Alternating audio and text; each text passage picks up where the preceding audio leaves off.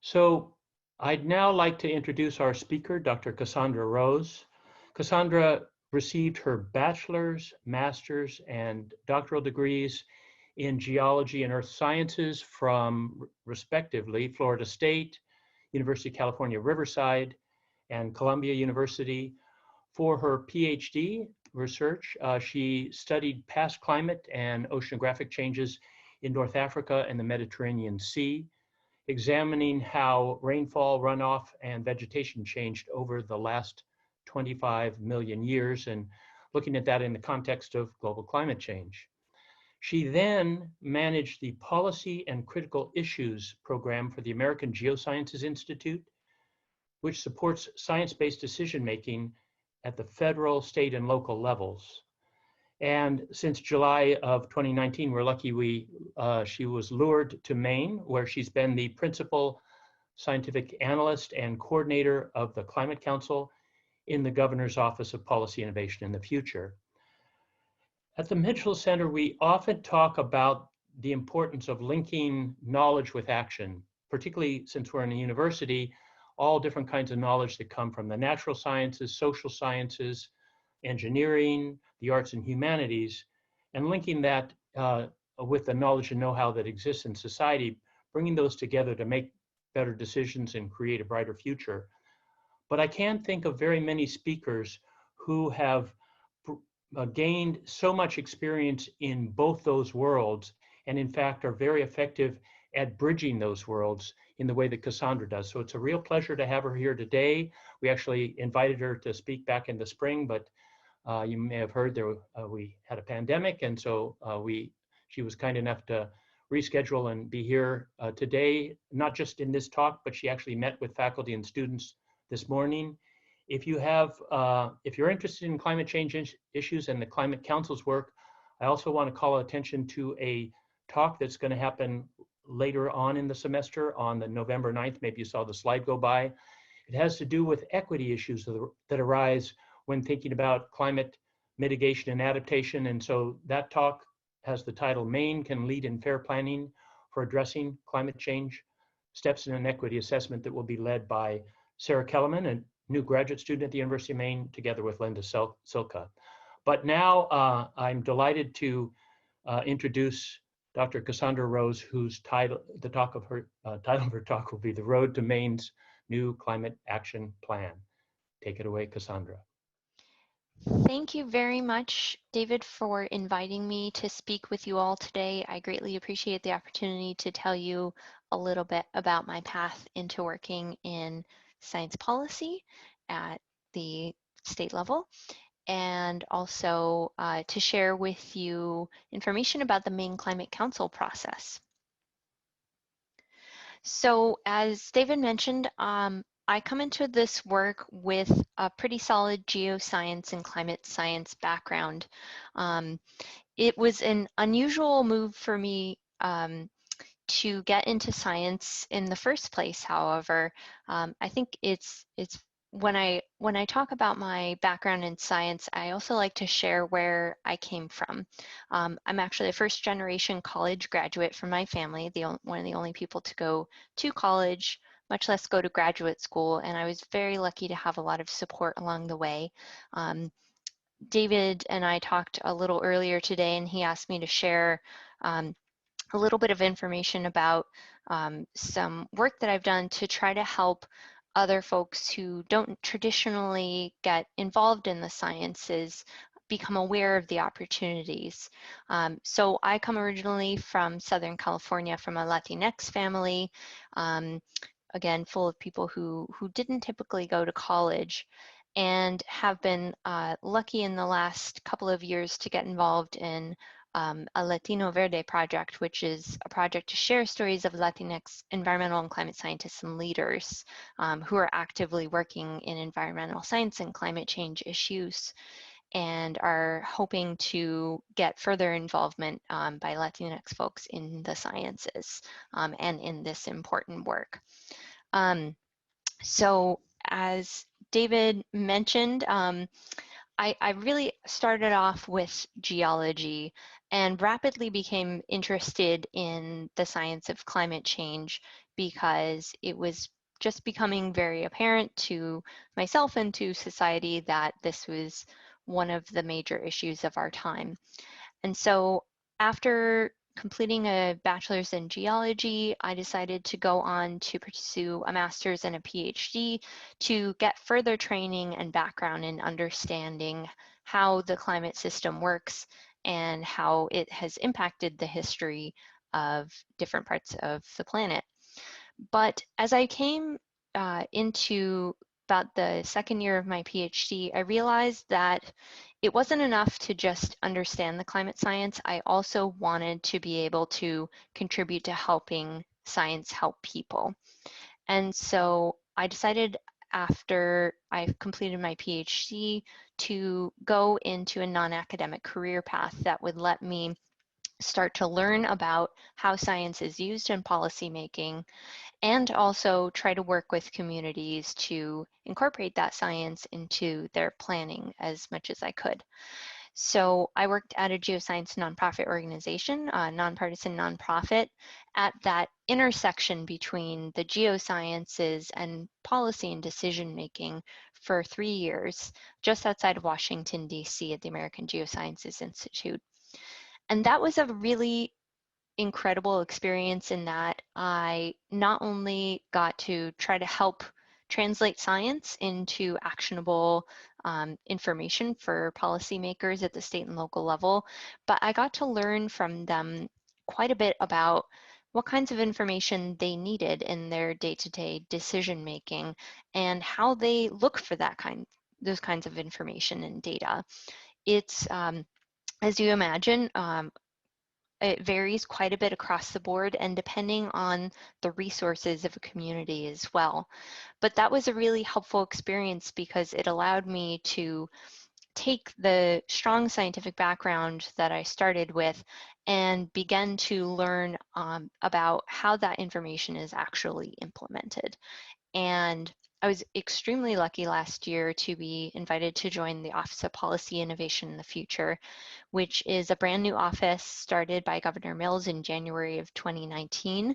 And this office has the charge of taking leadership between state and non-government entities to coordinate on a number of big picture issues.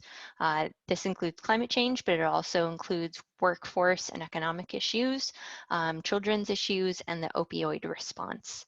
Climate change is a really large priority for Governor Mills to address. She's put a lot of time and staff resources towards this, and I'm incredibly lucky to be a part of this effort. I think particularly this wasn't a career path that I had been able to picture even 5 years ago, but I think I've been very fortunate to be able to get here and had a great conversation with students this morning about different pathways in which students can explore their career interests and where they want to go. And I'm happy to have any conversations with anybody who wasn't able to attend this morning as well. So I wanted to start off by talking a little bit about how we get from the work that we do as scientists to helping that science help communities. How can scientists meaningfully connect with policy and decision makers at all levels, local, state, federal, and international, to translate their science into helping communities? I know that as a graduate student and as a early career scientist, I talk to a lot of other scientists who have this desire to really use their science to help communities, but there's a real gap there and a real, I think, lack of understanding of how to meaningfully connect with communities to be able to benefit them. In my work over the last 5 or so years, I've discovered, like so many scientists before me, that connecting science with societal needs and linking knowledge with action can be really really challenging, and it's not something that you typically learn during your scientific training. I think this is an area where scientists and decision makers are still figuring out how to work effectively together. The importance of this is so clear in this time of a global pandemic as well. and in addition to addressing climate change. I've pulled a couple of examples I'm going to talk about in the next slide from Maine's history of addressing climate change that I think might give us an idea of how we can start to think about how climate science and decision makers have worked successfully and can continue to work successfully in the future. There are a lot of other organizations, scientific organizations, however, who are thinking critically about this problem and doing research on how scientists can effectively work with decision makers. The American Geophysical Union's Thriving Earth Exchange is one such example where they're connecting scientists directly with decision makers that I can think of. But I'll focus on a couple of main examples today that I think lay the groundwork for how the Climate Council has come together and is operating. So Maine actually has a fairly long history of planning for climate change at the state level and produced a plan to reduce our greenhouse gas emissions as early as 2004 and produce another plan to adapt to climate change in 2010. Many of you are likely already familiar with the Maine Climate Future reports from the University of Maine. The first such report was published in 2009. And while I'm not intimately familiar with the exact timeline of the process, the same year that the first Maine's Climate Future report came out in 2009, the legislature commissioned the Department of Environmental Protection to use the science from this report to help recommend actions to help Maine adapt to the impacts of climate change that were identified in the report. I thought that this was a great example to start with of where a well-respected science university's report on climate change helped to spur action at the state level and helped Maine to start taking action to adapt to climate change over the last 10 years. The second example that I thought of when preparing for this talk was kind of where that process was flipped almost. In 2013 and 2014, a few organizations, the Maine Fishermen's Forum, Maine Sea Grant, Island Institute, and others, held several workshops with fishermen and other practitioners about the impacts of ocean and coastal acidification in Maine.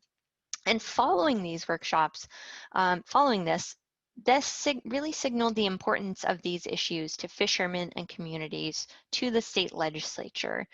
And the legislature proceeded to create a commission to study ocean and coastal acidification, which made a series of recommendations to tackle acidification in 2015. So this report really was, it was a scientific report of the scientific impacts that was put together in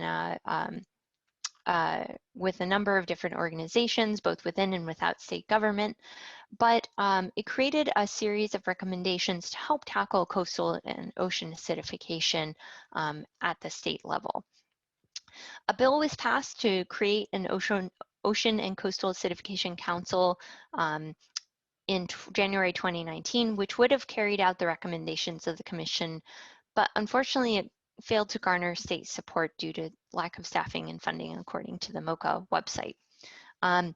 In response to this, a volunteer partnership called the Maine Ocean and Coastal Acidification Partnership formed in March of 2016 that sought to implement these recommendations from the Commission, as well as to coordinate the work of studying and implementing means to reduce the impacts of ocean and coastal acidification throughout Maine.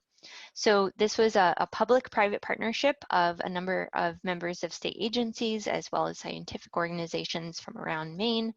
And this volunteer group has helped to expand research in ocean and coastal acidification in Maine, and it's created a pretty robust public-private partnership that's gone on to assist the Maine Climate Council's Coastal Marine Working Group. So in this example, we really started, I think, with signaling the existence of an issue that's impacting fishermen and communities, which helped to spur additional research and data collection by a number of different organizations. Moving forward to 2019 and 2020, with the Maine Climate Council, we've tried to take these kind of two approaches of science driving policy and policy driving science and bring them together at the same time by having conversations about what science is identifying as major issues and also identifying the kinds of science and data that are needed by communities and industries and the state to plan for climate change. That approach is fairly unique to really have scientists and policymakers working at the same time to identify impacts as well as to come up with solutions in an iterative process. So here I wanted to touch base really quick again on the current place we're at as a state and as an international community.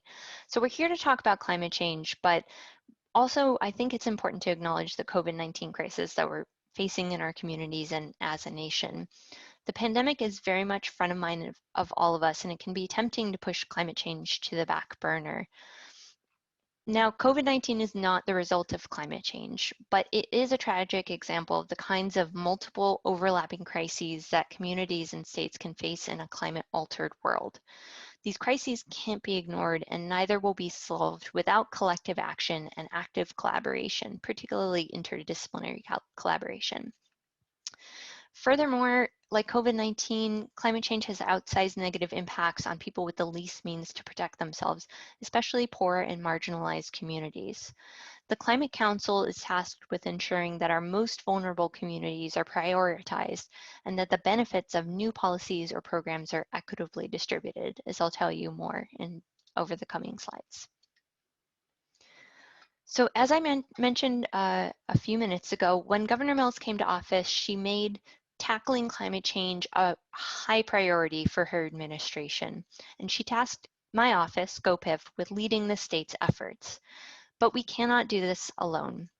We're really fortunate to have a lot of dedicated partners like the University of Maine and many others in key offices around state government and the private sector to come together to come up with creative and innovative solutions that are equitably distributed throughout the state.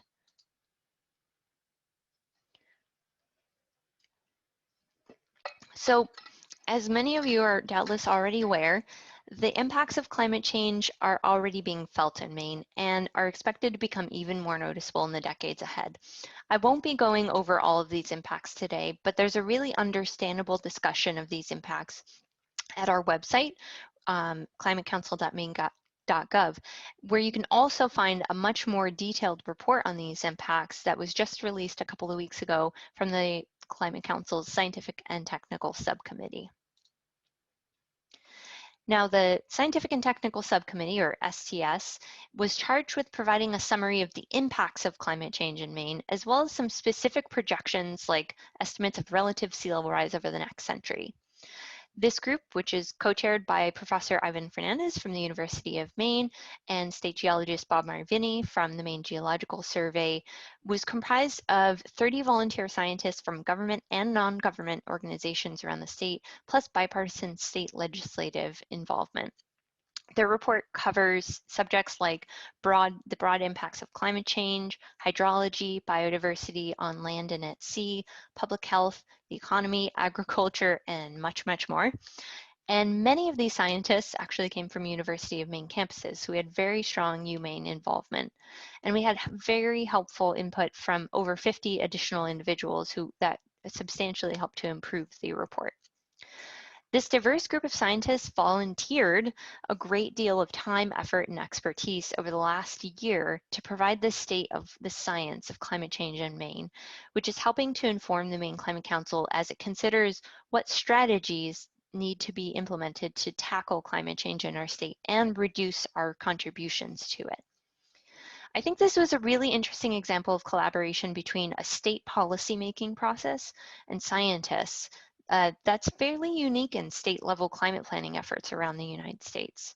Throughout this process, the Scientific and Technical Subcommittee and the Climate Council's 6 working groups have had frequent and continual dialogue about what scientific information is helpful and needed for the development of good state policy, as well as which data gaps remain that need to be filled in order for better policymaking, decision-making, and adaptive decision-making in the future. The Scientific and Technical Subcommittee's role is also set up to be an ongoing collaboration, as is the Climate Council as a whole, not a one-time effort, which I'll talk more about in a few slides. The legislature recognized when it created the Climate Council that the state of climate change will naturally shift in unexpected ways. And the Climate Council and STS will help keep the state appraised of the latest science and solutions, and help the state really adapt in as much as real time as possible to those shifting changes. So the STS report is an essential component of the broader state climate action plan that's currently in development. As I mentioned, the STS was charged with providing information about the effects of climate change on our state to the working groups and the Maine Climate Council. And this information helped to inform the development of the draft working group strategies and continues to inform the Climate Council deliberations as we speak, literally. The STS report will be a part of the final climate action plan, and it'll be a chapter in that. And some other important deliverables include sea level rise projections to 2100. The impact of sea level rise in particular was one of those areas that is going to have such a large impact that the legislation creating the Climate Council actually called that out as a specific deliverable from the STS. In addition, the members of the STS, several members of the STS and the University of Maine collaborated to come up with an initial estimate of the contribution of Maine's forests to our state annual carbon budget, which will be really important for estimating how much progress we've made towards our carbon neutrality goal. Identified some priority information needs and data gaps about conditions in Maine, and identified methods to build resilience on the impacts of climate change on our state species. I think the information needs and data gaps in particular moving forward are going to be really helpful for guiding the development of research throughout Maine, not only at the University of Maine, but throughout all of its scientific institutions, as well as our state agencies as they consider which gaps need to be filled, where do we need continuous data collection or better data collection in order to be able to make better decisions moving forward or to track the impacts of climate change. So that section of the report I think is particularly important, and I highly recommend to anybody who reviews the report to check that out as well. So what is the Climate Council? I've talked a lot around it, but I wanted to just give you a quick overview of what this actually is. And this may be familiar to some of you, but I'm happy to give a quick overview for everybody who's not quite as familiar. So the MCC was established in 2019 through bipartisan legislation. The legislation creating this passed out of its committee unanimously and then was passed with broad bipartisan support in the legislature. And it was broadly tasked with producing a statewide climate action plan every 4 years that both addresses how we can reduce our gross greenhouse gas emissions, as well as how we can better adapt to the impacts of climate change to become more resilient. So that same legislation laid out 2 ambitious greenhouse gas reduction targets in law, and as well as instructions to ensure that our state builds resilience to the impacts of climate change.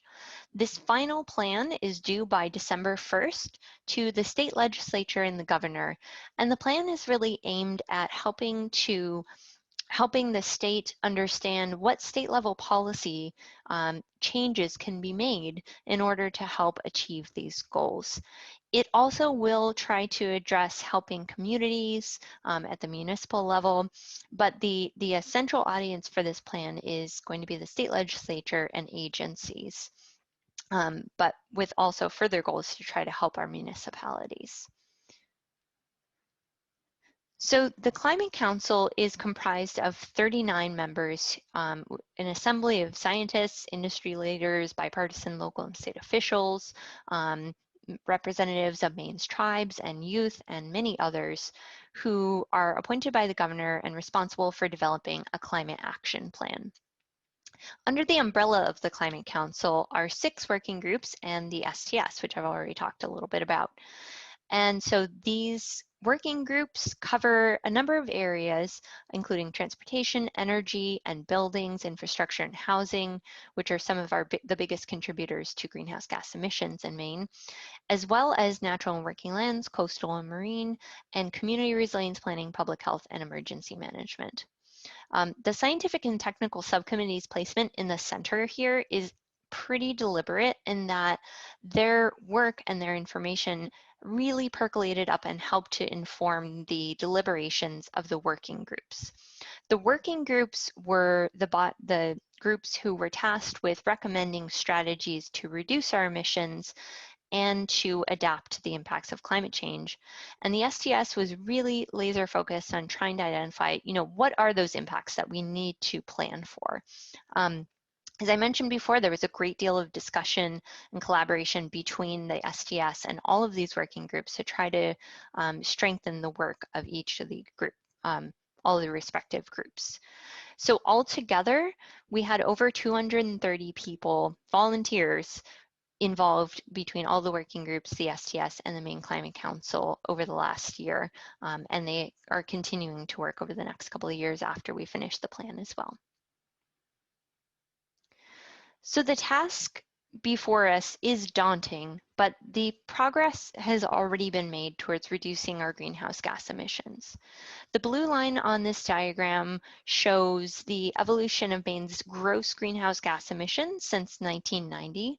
And what we found is that our emissions peaked in 2002, and they're down about 33% from that, from a peak as of 2017. We're currently 17% below our 1990 greenhouse gas emissions baseline level, which meets an interim goal laid out in law of 10% reduction by 2020. We need to keep tracking on or below that yellow line in order to hit our goals of 45% reduction by 2030 and at least 80% by 2050. With current projections, long-term projections, we're not quite hitting that 2050 goal, but the working groups and the Climate Council are working on strategies that will help us make up that gap and meet that 2050 goal, and hopefully to exceed it. In addition to this, Governor Mills set a goal of achieving carbon neutrality in the state by 2045. However, the goal of carbon neutrality does not remove the obligation to still achieve these gross greenhouse gas reductions by 2030 and 2050. So where do our emissions actually come from in Maine? Maine's a little bit unusual compared with other US states in that a lot of our emissions come from transportation and building heating. Over 3/4 come from transportation and building heating alone. In a moment, you'll see that a number of the proposed strategies aim to reduce our reliance on the combustion of fossil fuels through efficiency and weatherization, as well as by electrifying transportation and building heating. And these data come from the DEP's biennial greenhouse gas emissions report. If you're curious about how they calculated those numbers, I refer you to that report. In addition to these emissions goals, the legislation provides the Council with guiding principles for addressing resilience, vulnerable communities, natural resources, equity, and the use of sound science in its deliberation. The Council has a number of goals that it's trying to achieve with its climate action plan. These are not in a particular order, but we throughout the process have really tried to emphasize and identify that taking action on climate change doesn't need to be, have negative impacts on our industries, but that there are a number of economic opportunities and jobs and new industries to be created by addressing climate change and by reducing our greenhouse gas emissions. And the legislation creating the Council also sets out a goal of trying to make sure that we create a robust clean energy economy that creates jobs for Maine people. In addition, we need to reduce our emissions and prepare for the impacts of climate change, as I mentioned before. And ensuring that Maine's climate strategies are equitable is also something that's really elevated in the legislation creating the Climate Council, and something that the Climate Council keeps at top of mind as it's continuing forward and developing strategies. So this has been a pretty fast process, as anybody involved will tell you. The Climate Council was created in law in late June of 2019, and the governor appointed the members to the Climate Council last September, so just over a year ago, or just about almost exactly a year ago. So between October of last year and June, the working groups and the scientific and technical subcommittee met monthly, or even more than monthly, to develop the mitigation and adaptation recommendations, as well as characterizing climate impacts. And I really want to make a shout out to anybody in the audience who was involved in this work. Very suddenly, in particular in March, the entire process had to move from meeting in person to an online format. And everybody really rose to the challenge, no matter what things they were dealing with at home. And we had a lot of great instances of seeing children and pets, people wrestling with their internet. All of these amazing volunteers still put in a lot of time and effort, and in many cases towards the end of the process, meeting almost every week for some working groups to ensure that they'd meet this deadline of making recommendations to the Climate Council in June. And they met their deadline and made a number of recommendations in June, which my office then shared with the public and gathered a great deal of public feedback over this last summer. In addition to the work of the working groups and the STS, we engaged the Eastern Research Group to provide economic analyses of these draft strategies to give the Council some context for the costs and benefits of the different strategies. They also did a lot of vulnerability mapping, emissions modeling, so essentially showing us how much emissions reductions we get for certain strategies, as well as a cost of doing nothing report, or a report that looks at what the impact of status quo with current policies would be, which is extremely important when you're considering policy changes to implement new strategies and new spending. In addition, the Mitchell Center here at the University of Maine provided an equity assessment of the working group strategies. And David mentioned that in early November, he will be, his colleagues will be giving a presentation about the findings of that report. But all of these reports have been received by the Climate Council, and from now until December, the Climate Council is taking the draft strategies and considering them in the context of this, a great deal of information to identify and select the final strategies that will go into the climate action plan. So it's quite a busy time. So as I mentioned before, we have a number of reports. They're all available on our website. The cost benefit analyses by Eastern Research Group. The Clean Energy Economy Plan is a part of the climate action plan that was laid out in the legislation. And the Governor's Energy Office and our office are required to develop this plan to identify pathways and strategies for the advancement of a clean energy economy. Now, I want to back up and give a little context. So Maine last year passed a 10-year economic plan that highlights the opportunity to grow Maine's clean energy economy with some positive impacts reaching across many sectors. The strategies that are outlined in this Clean Energy Economy Transition Plan in combination with the Climate Action Plan will help build on that economic plan to provide specific strategies to leverage our renewable energy resources and energy efficiency services to help recover and to grow our economy. The final report is still in the process of being developed by the Governor's Energy Office, but an executive summary of this report is available on our website. So last but not least, out of the recent reports, the Governor's Office of Policy Innovation in the Future, my office, worked with the Mitchell Center to assess the recommendations of all 6 working groups from an equity perspective. For each working group strategy, they sought to understand how the strategies would affect vulnerable populations, and they suggested improvements to the strategy that would help improve its equitable distribution of benefits. They just delivered their final report to the Climate Council last week, which is available on our website. And I'll plug that November 9th webinar as well, which I will also be listening in on. So I won't go into great detail here, but the draft working group strategies have been pulled together into a larger framework that looks at the 30,000 foot level at what the common themes are among these strategies. And so they've been pulled together in a draft framework that the Climate Council is currently considering and discussing. And so the draft strategies that really aim to reduce our greenhouse gas emissions, aim to bring the future of transportation to Maine, modernize our buildings, and reduce carbon emissions in our energy and industrial sectors.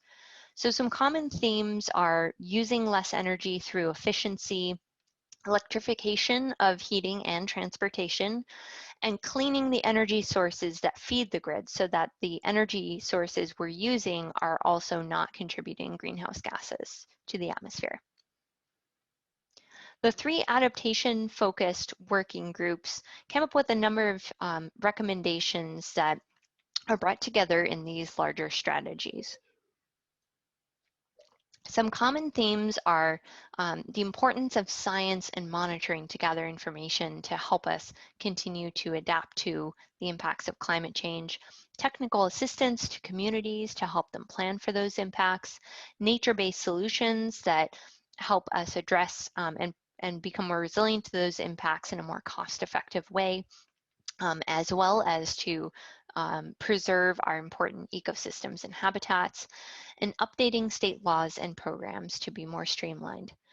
Across all 6 of the strategies, other cross-cutting themes included funding, innovative financing and incentives, workforce development opportunities, and education and awareness building within the public as well as K-12 students.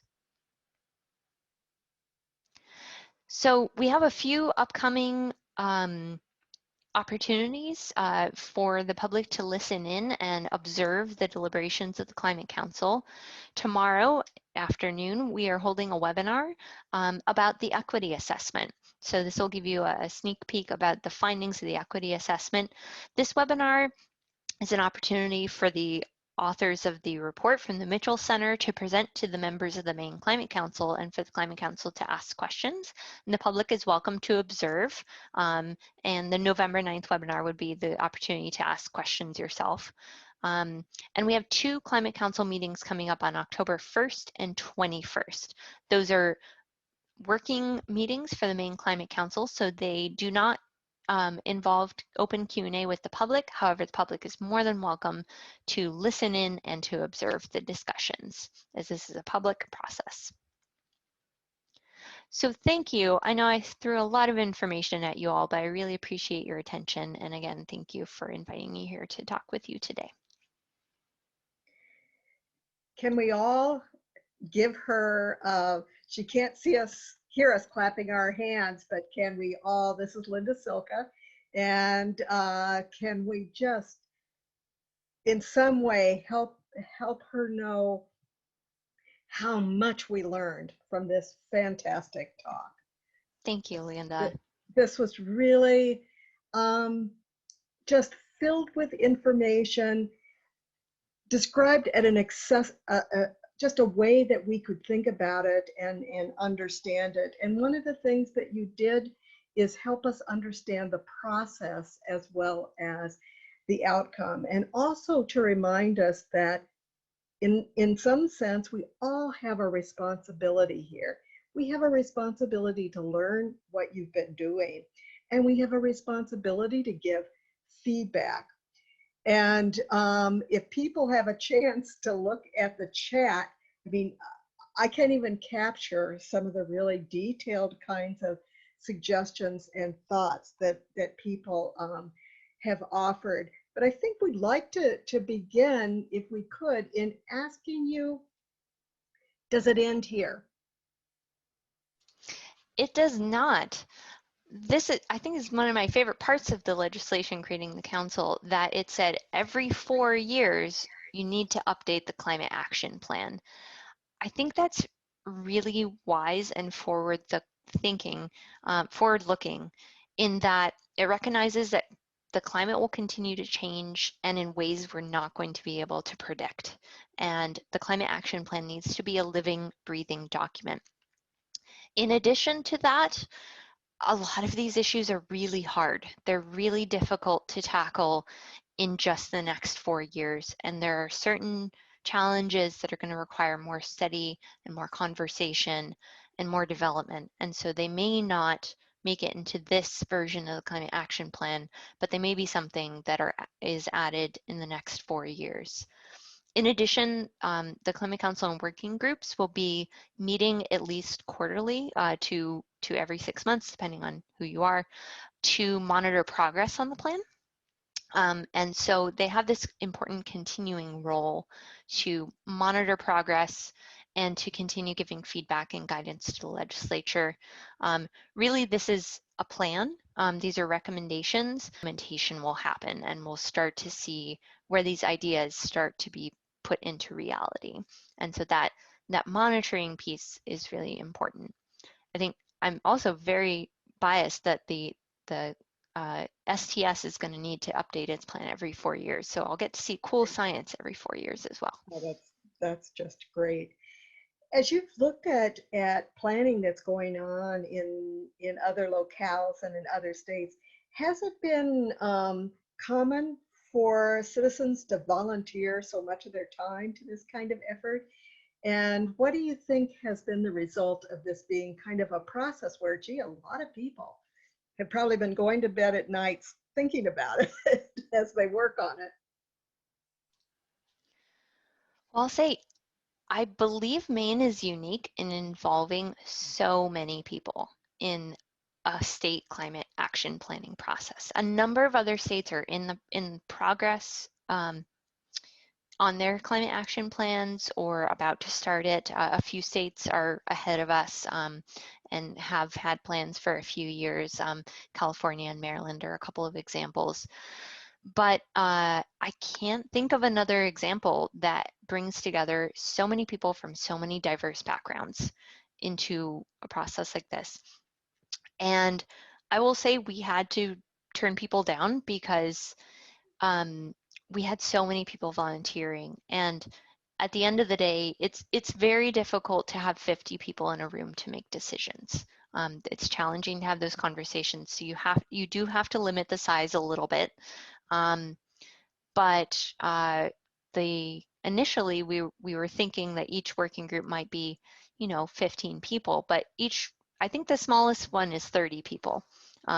So really there's just a lot of enthusiasm, and we are so grateful for all that time and expertise. Really, it's just thousands and thousands of hours individually.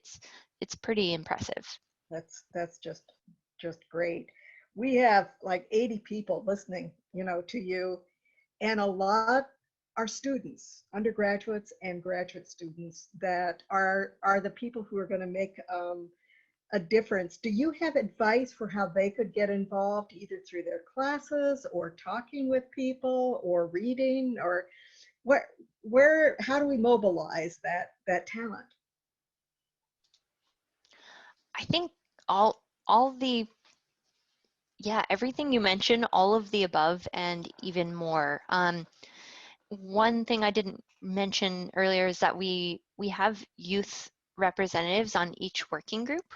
Not in the STS though. I think maybe we should add that. I think Ivan Fernandez is listening in. So Ivan, there's an idea. Yeah. But we have youth representatives, and so they are a great place to get started to help be your voice on the Climate Council. But I would say that as we move into the implementation piece of taking the Climate Action Plan and starting to think about how it's going to be implemented, really making your voice heard to your representatives, to the state as it seeks feedback on what's important to you is an awesome way to get involved, to do civic engagement, and to signal, what are your priorities? What's really important to you? What do you want to make sure the state of Maine focuses on achieving in the next 4 years? There are there are a lot of opportunities. I think the University of Maine does a great job also in terms of providing internship opportunities. And there are a number of fellowships out there as well to just start to learn about policy making. So looking those up to learn about the process can be a fantastic way to get involved as well. Thank you. That's really helpful. Some of the questions that have been included in the chat list relate to whether the carbon neutrality by 2030 is ambitious enough, or whether we really are, even though this is all really difficult to do, do we need to be thinking about doing even a little bit more? Yes, so my understanding is that the International Intergovernmental Panel on Climate Change has identified 2050 as the date by which globally we need to achieve carbon neutrality to stay below I believe it's 2 degrees Celsius of warming over pre-industrial. So we've set our goal a little bit ahead of that to 2045 to be really ambitious. But I will say Maine we're incredibly blessed with a very large forest and a large sink of carbon that many other areas of the United States and the world do not have. The University of Maine's estimate, the initial carbon budget estimated that between our forests, our forest soils, and our durable wood products, that we may be sequestering as much as 75% of our emissions. The equivalent of 75% of our emissions on an annual basis today.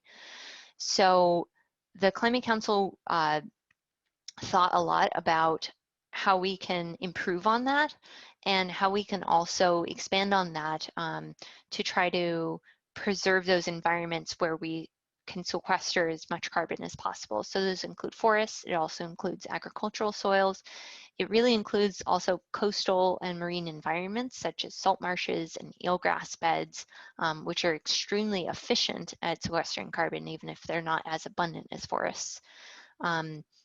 So I would say we're quite a way towards our goal already, but the working groups identified development in particular as an area where Maine needs to think about how we're developing in these areas like forests and how that can threaten the amount of carbon that we're sequestering. So we need to think very carefully about protecting these resources so that we can achieve our goal of carbon neutrality. But we appear to be quite a good ways towards that goal already, and I would not be surprised if with a complete carbon budget that we wouldn't achieve that well before 2045. Don't quote me on that, but that's my hopeful prediction. Great. One of the terrific bits of language that you used is you talked about how important it is that science is driving policy and policy is driving science. That would be, I think, a wonderful thing to, I don't know, as people drive into Maine, to be able to see that on a sign. And you talked about the importance of interdisciplinarity. Do you have any thoughts about what we should be doing in universities in the state in terms of science driving policy and policy driving science? Things you think are working, things we could get better at? That's a great question, Linda. I know, and this is true not only in universities, it's true in state government. It's very easy to get siloed. It's very easy to talk to the same people all the time because that's who you see, and we're all really busy people, and it just takes time to do other things. But one thing, I have I guess a couple of suggestions, just purely my own opinion based on my own experiences. When I was a graduate student at Lamont Doherty Earth Observatory at Columbia, I was really lucky to be on a campus that had scientists from all different backgrounds and disciplines. And we had a weekly colloquium where we had scientists from all around our campus as well as other universities. And students up to the third year had to go to those talks every week. We had to do it up until we passed our qualifying exams. And I learned a lot that I would say I even turn back to some of those today and think about some of the information I learned about that I wouldn't have been exposed to normally, but because I had this opportunity to learn from different scientific disciplines, it really helped me to broaden my education and knowledge and help me at least have a little foothold to start learning about different areas. I think there are a lot of different ways, and I'm sure there's a lot of great research on how to improve interdisciplinarity in universities that folks have done. But I think personally, I found that to be really helpful, and just seeking out opportunities to talk to people from other disciplines, whether it's through on a social level or a professional level, I think is always helpful and seems to always spur really interesting collaborations that you couldn't predict otherwise. Secondly, a second example that I'll mention from my days of working outside Washington, D.C. was some annual pilgrimages that different scientific societies had, where they took scientists and particularly students from around the country to talk to their congressional representatives. They're called Congressional Visits Days, and they presented about the research that they did and shared information. And in some cases, that really helps to inform the staff, the congressional staff, about where their information resources in their districts and who can they turn to find out more information about a particular issue. They also advocate often for things that are important to them, like scientific research funding. I can't think of a similar concerted effort at the state level, but I do know that state legislators, state agencies love to hear from their constituents. I think state legislators in particular, not to speak for them, but I think for students in particular, just reading about the legislative process helps, but really watching hearings, watching votes, and going, one day we'll be able to do this in person again, but going to see these things in person and then talking to your representatives can be really helpful, just as a learning experience. Again, personal opinion, not my opinion of my employer. So hopefully I've spurred a few ideas. I think there are a lot of different ways to approach it, but to all the supervisors out there, I think it's also really helpful to signal to your students that you're supportive of this kind of activity. If you really care about policy and action on climate change, help your students come up with opportunities to do that as well and to learn. I can tell you it's really scary to talk to your advisor sometimes about non-academic activities and non-research activities, even if you're really interested in them. So really signaling that that's okay, that you're there to help your students. If that's important to you, help your students do that as well and help point them in the right direction of resources. That's just so helpful and so interesting. And there are just lots and lots of other questions here. People have been just energized by your talk and have lots of things that that they're thinking about. And I might even go so far as to say I think a fair number of people would like to be you. Would like to be able to follow you around. And a last quick question is, how has this process changed you? So being in this key role, how has it changed you, and maybe your thoughts about climate change or the cost of doing nothing? Or Oh, that's a great question, Linda. I think this process has made me I'm an optimistic person by nature, but it's made me even more hopeful that action is possible in time to really make a difference for impacting climate change. Just really, I'm very honored to work with all of these dedicated people. Really, so much time, so much effort, much of it volunteer over the last year has gone into trying to pull together a really effective plan and to bring everybody into the room and to really make sure that we benefit all Maine people. And so I believe that personally I've become very very hopeful. At the same time, we're receiving a lot of information that just makes it very clear that action's really necessary as quickly and as quickly as we can do it. Much like with COVID, I think we've learned from the pandemic response that large-scale change is possible, and it's possible quickly when we're forced to think outside the box.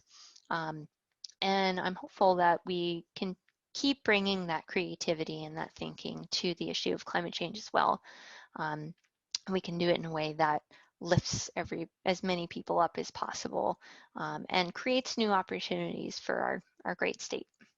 Great. Dr. Rose, thank you so much. This has just been helpful and so much to think about. And David, I don't know if you have any last words of wisdom for us as we all think about what we learned. Well, very few, because I think Cassaundra really did such a wonderful job of both giving us hope, showing how we can get there from here, showing all the different roles we can play individually and collectively. For me, there's so much here to think about, and Cassaundra, so grateful to you for doing this and meeting with our students earlier, and we've just put your email in the chat box for people to follow up, so you can count on it that some of them will do that. This is really great. Thank you so much. Thank you very much for meeting with me and inviting me. This was delightful. I wish I could have met you all in person. Hopefully next year. Let's fingers crossed. And thank you all for your time and attention to this. I really, really appreciate it. Governor Mills, Director Pingree, and Acting Commissioner Loisem all really appreciate the energy and enthusiasm that the public's bringing to this process. So thank you. Thank you. Thanks, Cassaundra.